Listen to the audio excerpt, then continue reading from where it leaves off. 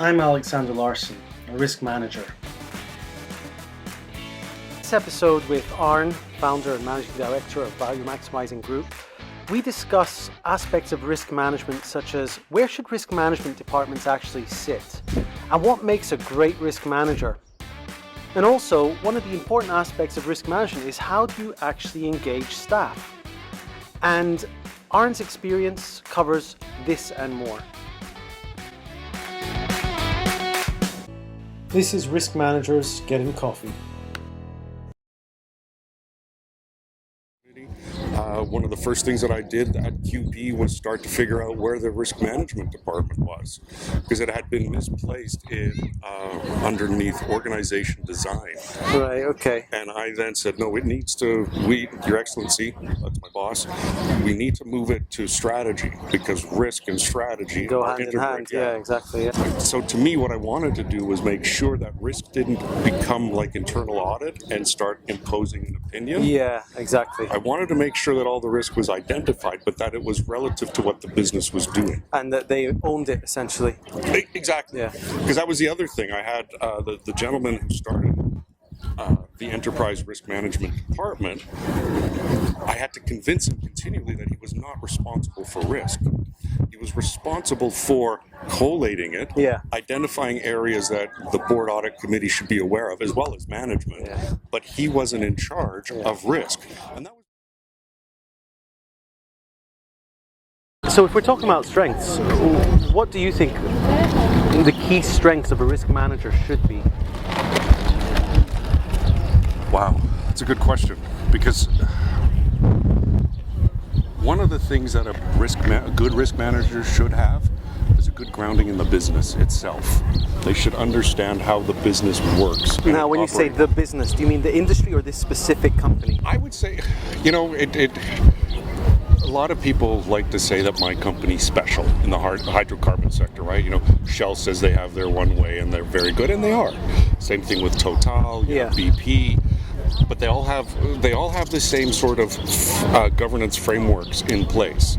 So it helps to know both the industry, but then the specific company, right? Because then you also know the unofficial sort of way business is conducted. Who has the influence, who has the power, who does stuff, who doesn't, who is reluctant, who is risk averse, who's risk neutral, who knows how to communicate an issue that other people trust and believe and will focus on. And I really like what you suggest as well, that you should really understand the organization or the business. One thing I always do when I go in an organization, I'll sit down for a good couple of months just understanding the organization, speaking to people, understanding the structure, understanding what reporting is already in place. Because if you're going to implement risk management, you don't want to create a whole new layer of work for people. Agreed. So you want to try to see, well, where can I place it? And what drives the organization? So from my point of view, I'm of a similar view. You may have noticed, I don't use a lot of technical jargon. Yeah. I don't use a lot of, bureaucratic type language for risk or anything that I do, because most people are, I find, want to do the right job. They, if given the chance, they will do the right job. And and the language that I use, which is really sort of basic everyday language, really allows me to connect with them and have them feel comfortable. And I think that's part of the challenge that risk management has as well. Is, because it's psychological. Who wants to be responsible for risk?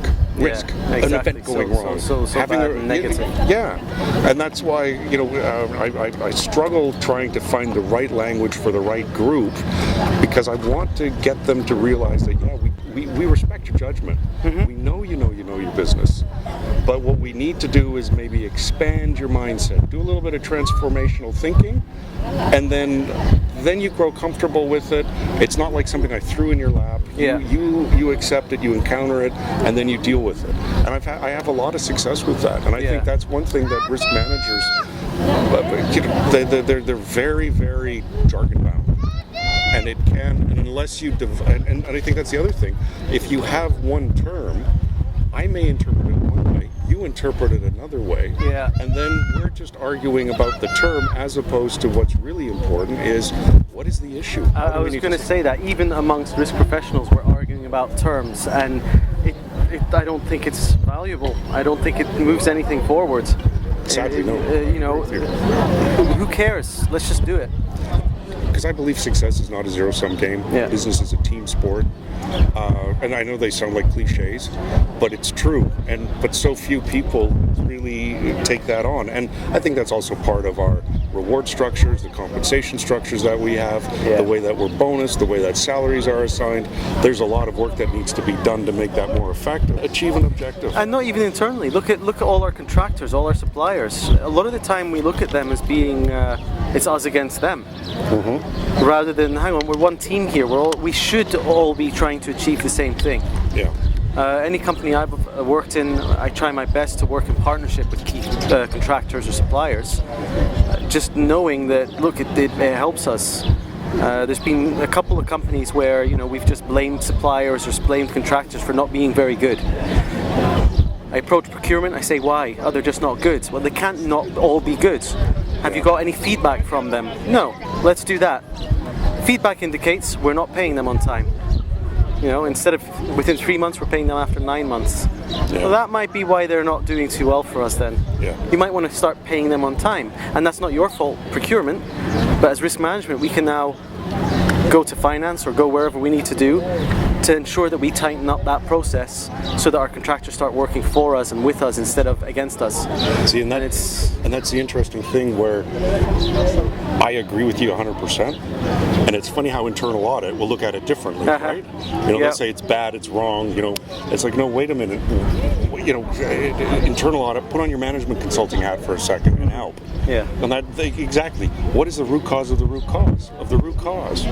So if it's because we've got like we're trying to get the 3% in cash reserves, we're trying to maximize that, and now we're not paying these people who really are probably 1 quarter away from having a cash flow crisis. Exactly, yeah. So now you're making it hard for them to do their job that they've contracted with us to do. So, you're absolutely right. Look at, get rid of those bottlenecks.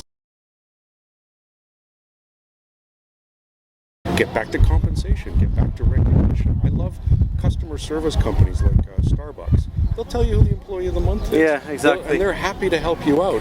And even health and safety are good at that. With the whole employee of the month's award and stuff like that. In terms of health and safety, you get all these awards, and you're right. And people like that recognition. It doesn't cost a lot. I'm a big believer in recognition in risk management.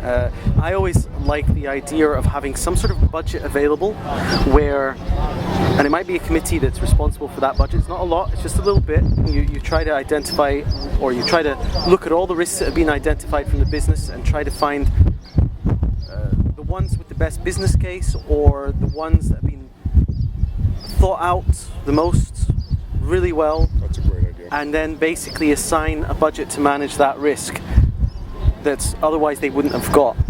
And then suddenly the department sees value, and those that didn't get it realize, it is actually possible. Anything like that, anything that's an incentive to actually do risk management, because it shouldn't be, you have to do it. It should be, you should want to do it. Well, precisely. This is Risk Managers Getting Coffee.